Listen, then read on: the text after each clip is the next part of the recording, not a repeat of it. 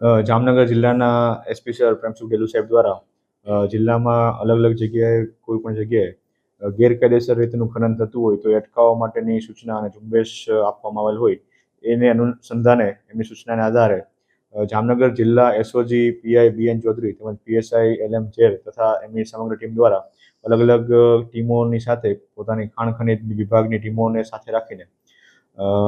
પંચબી, ધ્રોલ, જોડિયા વગેરે police station વિસ્તારમાં આવતા વિસ્તારોમાં આજરોજ ચેકિંગ કરવામાં આવેલું હતું અને આ ચેકિંગ દરમિયાન જે ખીજડીયા બાયપાસ જાંબુડા પાટિયા એ જગ્યા છે ત્યાં રોયલ્ટી વગરની તેમજ ઓવરલોડ ભરેલી કુલ 8 ટ્રકો તેમજ ઠેબા ચોકડી મોરકંડા પાટિયા જગ્યાએથી 2 ટ્રકો તેમજ હડિયાણા ગામ પાસેથી 3 ટ્રકો અને ધ્રાંગડા ગામના પાટિયા પાસેથી કુલ 350 ટન બિનવારસુ હાલતમાં રેતી મળી આવેલી હતી. આમ કુલ